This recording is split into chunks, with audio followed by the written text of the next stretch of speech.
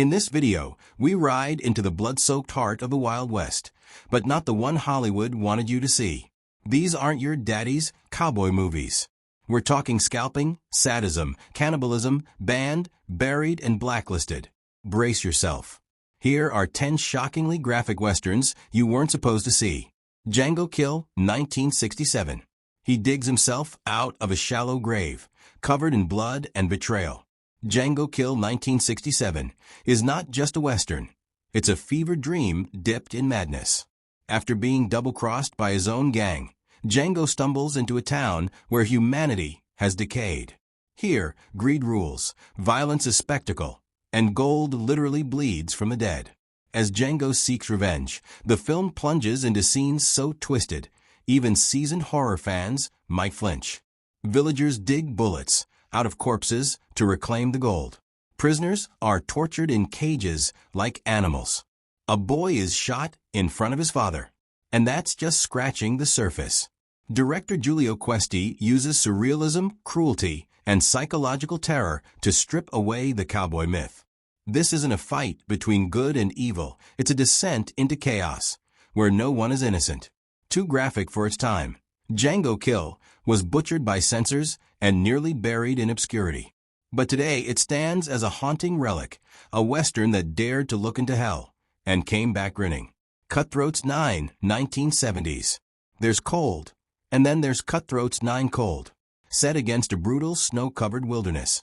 This 1970s Spanish western shoves you into a savage journey where every step forward is soaked in blood and paranoia. A military sergeant escorts a group of chained convicts across a deadly mountain path. But what starts as a mission quickly turns into a nightmare. Each prisoner harbors a monstrous past, and as they're picked off one by one, the film reveals horrifying flashbacks of rape, murder, and madness.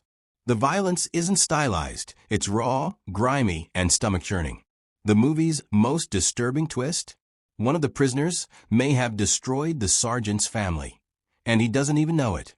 Unlike the typical cowboy showdown, Cutthroats 9 is dripping with dread and hopelessness. The snowy terrain becomes a graveyard, the chains a symbol of justice warped into vengeance. It's bleak, it's ruthless, and it never blinks. Censors tried to bury it, audiences walked out, but for those who stayed, it left a scar. Cutthroats 9 doesn't just challenge the Western formula, it brutally executes it. The Hunting Party, 1971. Forget dusty duels and noble sheriffs. The Hunting Party rips the Western wide open with a level of cruelty that shocked even hardened audiences in 1971. At first glance, it feels like your classic tale. A group of outlaws kidnaps a rich rancher's wife. But what follows is anything but ordinary. Gene Hackman plays the ruthless tycoon Brant Ruger, a man so obsessed with control that when his young wife is taken, he doesn't send a rescue party. He grabs a high-powered rifle and turns it into a sport. Alongside his wealthy friends, Ruger hunts the kidnappers like animals, picking them off from a distance with sniper precision. But here's the twist. His wife, played by Candice Bergen, begins to fall for her supposed captor, revealing Ruger's own monstrous nature. The violence is cold, calculated, and unrelenting. There are gut-wrenching scenes of sexual assault, limb-shattering gunshots, and emotional brutality that pushed the film far beyond its genre. The Hunting Party isn't just a western, it's a brutal meditation on power, revenge, and toxic masculinity. And once you've seen it, you can't unsee it. El Topo, 1970. El Topo isn't just a western, it's a spiritual acid trip dipped in blood. Directed by the legendary Alejandro Jodorowsky, this 1970 masterpiece opens with a man dressed in black riding through the desert with his naked child, declaring, "You are 7 years old. Today you are a man." From that moment, you know you're not in John Wayne's West anymore. The journey begins like a gunslinger's quest. El Topo seeks out and defeats four mystical masters in surreal, violent duels. But each victory reveals a deeper emptiness, plunging him into a cycle of guilt, rebirth, and redemption. Along the way, you'll witness sand-soaked massacres, cult rituals, castration, and imagery so shocking it was banned in multiple countries. But underneath the graphic violence lies an allegory about ego, religion, suffering, and transcendence. Jodorowsky blends SpaghettiWestern grit with spiritual symbolism, crafting a film that feels more like a fever dream than a cowboy saga. El Topo was too strange, too bold, and too bloody for mainstream cinema. But underground audiences worshipped it, and today it stands as one of the most unforgettable, uncategorizable westerns ever made. ChatGPT said, Soldier Blue, 1970. At first glance, Soldier Blue looks like a typical post-Civil War romance, a soldier and a young woman stranded together in hostile territory. But as the dust settles, the film tears off its mask to reveal one of the most disturbing and politically charged westerns of all time. Inspired by the real-life Sand Creek Massacre, the film follows Cresta Lee, a white woman raised by the Cheyenne, and Honus Gant, a naive U.S. soldier. As they journey back to civilization, their conflicting views on Native Americans spark tension. But it's the film's shocking climax that scorches itself into history. A brutal graphic reenactment of U.S. soldiers massacring an entire Cheyenne village, women, children, and elders, with unflinching detail. The bloodshed is relentless. Scalping, rape, burning, it's all laid bare. Audiences in 1970 were not prepared for such a raw indictment of American history. Soldier Blue was banned in several countries and heavily censored elsewhere. But its message was clear. The heroes of the Western myth were often the real monsters. It's not just a movie. It's a scream of protest wrapped in gunpowder and grief. ChatGPT said, The Great Silence, 1968. Snow blankets the landscape, but the blood runs hot. The Great Silence, 1968, is a Western like no other, quiet, bleak, and shockingly brutal. Set in the icy wilderness of Utah during a harsh winter, the film follows a mute gunslinger named Silence, who fights to protect a group of starving outlaws hunted by ruthless bounty killers. But this isn't a tale of triumph. It's a slow, creeping tragedy. Silence doesn't speak, but his actions scream for justice. Opposing him is Loco, a charming yet sadistic bounty hunter played chillingly by Klaus Kinski.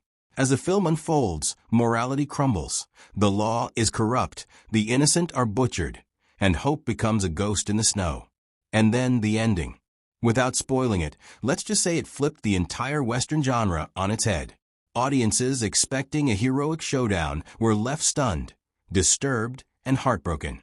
Director Sergio Corbucci crafted a masterpiece that was too grim for its time, banned in some places, ignored in others. But over the years, The Great Silence has become legendary, praised for its daring realism, haunting score, and one of the most devastating finales in film history. The Wild Bunch, 1969. When The Wild Bunch exploded onto screens in 1969, it didn't just break the rules of the Western. It blew them to pieces in slow motion. Directed by Sam Peckinpah, this film redefined violence in cinema with a brutal honesty that shocked audiences and thrilled critics. Set in 1913, it follows a gang of aging outlaws led by Pike Bishop, who are desperately clinging to a dying way of life. Surrounded by betrayal, industrialization, and revolution, they plan one last heist, and it all spirals into a ballet of blood. The opening shootout alone leaves civilians, lawmen, and bandits lying in the dirt, riddled with bullets. But it's the finale, a slow-motion massacre with Gatling guns, that seared itself into film history. Peckinpah didn't glorify violence. He forced viewers to stare it in the face. Blood sprays, bodies twitch, and morality blurs. These weren't heroes or villains, just men who lived by the gun and died by it. The Wild Bunch was condemned for its graphic content, yet praised for its raw realism. Today, it stands tall as a violent masterpiece, the Western that made all others look tame. Django, 1966. Django is the gritty, grimy, and utterly unforgettable Western that launched 1,000 copycats. And for good reason. The film introduces us to the mysterious, grim-faced gunslinger Django, dragging a coffin behind him like a shadow of death itself. From the moment he steps into a muddy Mexican border town, you know trouble follows close behind. What sets Django apart isn't just the iconic theme song or the brutal gunfights. It's the raw violence and unflinching atmosphere.